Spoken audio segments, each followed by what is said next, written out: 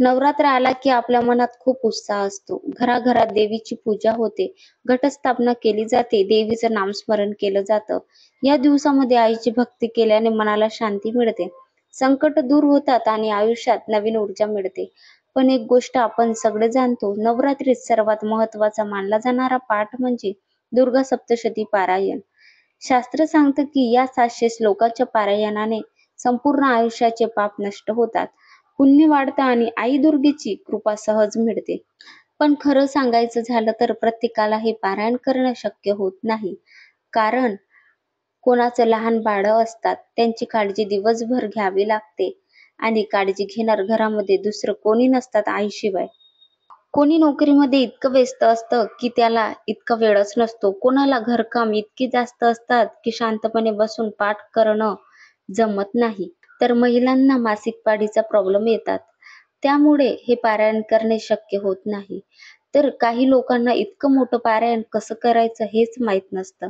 आणि मग मनात एक खंत वाटत असते, अरे नवरात्री गेली आणि मी नवरात्रीमध्ये सप्तशती पारायण केलं नाही. देवीच्या कृपेला मी मुकले.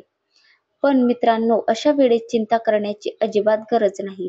कारण आपल्या शास्त्रांनी अशा भक्तांसाठी एक अद्भुत आणि सोपा उपाय सांगितला आहे आणि तो उपाय म्हणजे सिद्धकुंजिका स्तोत्र.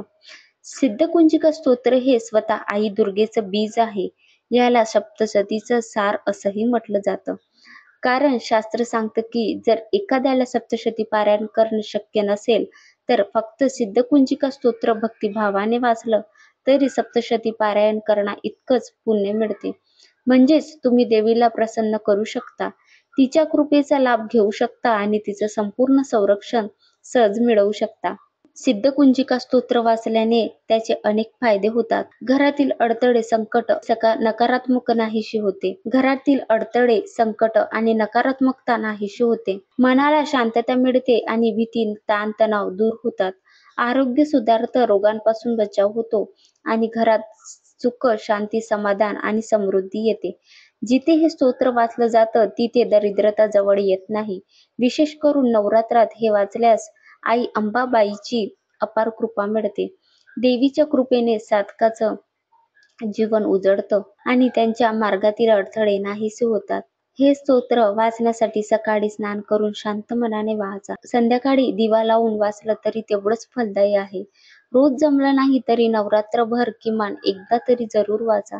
हवं तर कुटुंबासोबत मिळून सामूहिक वाचन केलं तर अधिक पुण्य मिळतं. एकदा एका गृहिणीला नेहमीसारखं नवरात्रात सप्तशती पारायण करायचं होतं, पण तिचं लहान बाळ आजारी होतं. दिवसभर ती बाळाकडे लक्ष देत होती.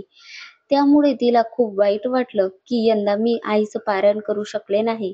पण तिचं भक्तिभावाने रोज एक सिद्धकुंजिका स्तोत्र वाचलं. नवरात्र संपता संपता तिचं बाळ पूर्ण बरं झालं आणि घरात अनपेक्षित आर्थिक लाभही झाला.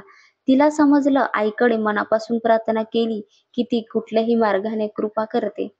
मित्रांनो, हा संदेश आपण लक्षात ठेवायचा आहे. देवीला आपल्या भल्याभुल्या कारणांचा राग येत नाही. तिच्यासाठी महत्वाची असते ती आपली श्रद्धा आणि भक्ती. जर सप्तशती पारायण करणं शक्य नसेल तर फक्त भक्तिभावाने सिद्धकुंजिका स्तोत्र वाचा. एका छोट्या स्तोत्रानेही तुम्हाला मोठमोठी फळं मिळतात. या नवरात्रात रोज एक दिवा लावा आणि आईला नमस्कार करा आणि सिद्धकुंजिका स्तोत्र वाचा. ते एकदाच वाचा, पण पूर्णपणे मन देऊन वाचा आणि पहा कसं तुमचं जीवन शांत होतं, सुखी होतं आणि समृद्ध आणि समाधानाने भरून जातं. आईच्या नावाने सुरुवात करा, तिचा जप करा आणि पहा कसं तुमचं जीवन सुख, शांती आणि समाधानाने परिपूर्ण होतं. कुटुंबाने मिळून जर एकत्रित वाचन केल्यास एकदाच वाचलं तरी खूप मोठं पुण्य लाभतं. वेळ कमी असेल तर एकदाच वाचा, पण पूर्ण भक्तिभावाने वाचा. अर्धवट किंवा घाईघाईत वाचण्यापेक्षा शांतपणे एकदा करणं श्रेष्ठ मानलं जातं. पण रोज एकदा पुरेसं आणि फलदायी आहे. आणि विशेष म्हणजे कामं आणि संकटासाठी 11 किंवा 21 वेळा सलग काही दिवस वाचा. नवरात्रात या नवरात्रामध्ये किमान दररोज एकदा तरी नक्की वाचा. चला तर आपण सर्व मिळून आई भगवतीची कृपा करू आणि आपल्याला जसं जमतं, कोणाला पारायण जमतं तर पारायण करा आणि तर सिद्धकुंजिका स्तोत्र एकदा तरी नक्की वाचा आणि आई भगवतीची सेवा करायला चुकू नका.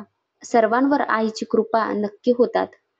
तर बोला, मा भवानीचा उदो उदो, मा कालीचा उदो उदो, मा सरस्वतीचा उदो उदो, मा महालक्ष्मीचा उदो उदो, मा राजराजेश्वरीचा उदो उदो. उदो ग अंबे उदे, आई भवानीचा उदे. जय अंबे गौरी, जय जगदंबे गौरी.